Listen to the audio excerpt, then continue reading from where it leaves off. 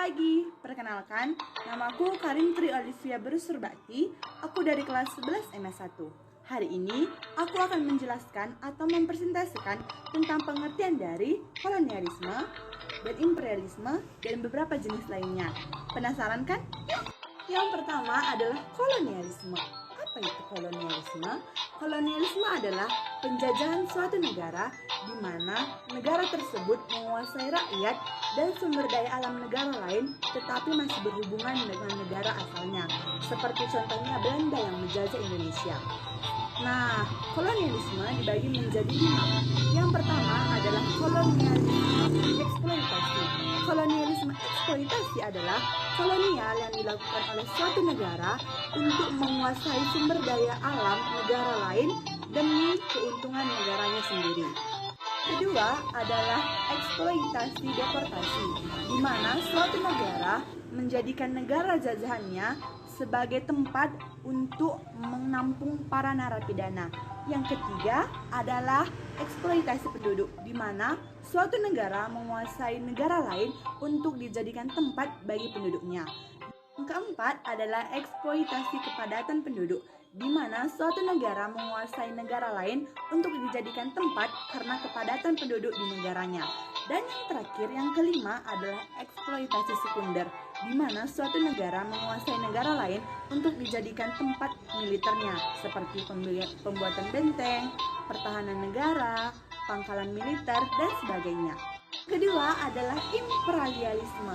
Apa itu imperialisme? Imperialisme adalah suatu kebijakan di mana sebuah negara besar mengambil kendali atas suatu wilayah untuk dikembangkan dan dikelola. Menurut waktunya, imperialisme dibagi menjadi 3, yaitu imperialisme kuno, imperialisme modern, dan imperialisme ultramodern.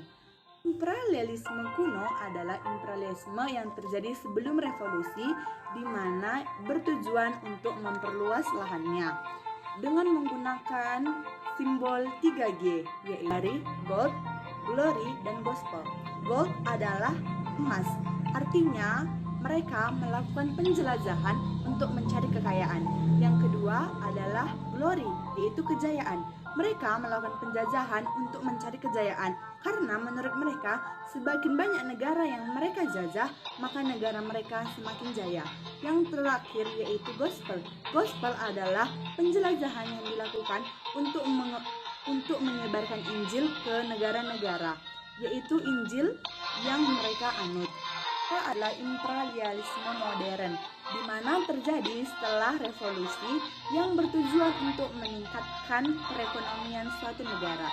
Yang terakhir adalah imperialisme ultramodern, di mana terjadi setelah adanya Perang Dunia Kedua yang dilakukan untuk ideologi dan politik yang ditandai dengan Perang Dingin antara Amerika Serikat dan Uni Soviet. Nah, setelah itu membahas sedikit tentang VOC yang ada di Indonesia yang dibentuk Belanda untuk menjadi tembok atau pertahanan untuk mereka bisa bersaing dengan pedagang-pedagang dari negara luar. Itu adalah salah satu cara Belanda untuk mengatasi atau memperdayakan dirinya supaya kuat dalam perdagangan internasional. VOC sendiri dibentuk pada tahun 1602 yang merupakan kepanjangan dari Federation Ost-Indies Company. VOC memiliki beberapa hak istimewa. Yang pertama, hak untuk memerintah negara jajahan. Yang kedua, hak untuk mengedarkan mata uang sendiri. Yang ketiga, hak untuk memberhenti dan mengangkat pegawai. Yang keempat, hak membentuk pasukan. Yang kelima, hak untuk membuat atau membentuk monopoli perdagangan. Yang keenam, hak untuk menyatakan perang. Yang ketujuh, hak untuk membuat perjanjian atas penguasa setempat. Dan yang terakhir adalah hak untuk melakukan pengadilan sendiri. Nah, itu adalah beberapa hak-hak tentang hak VOC. Sekian yang bisa saya sampaikan. Kiranya apa yang saya sampaikan bisa tersampaikan dengan baik. Hanya ini yang saya sampaikan. Terima kasih.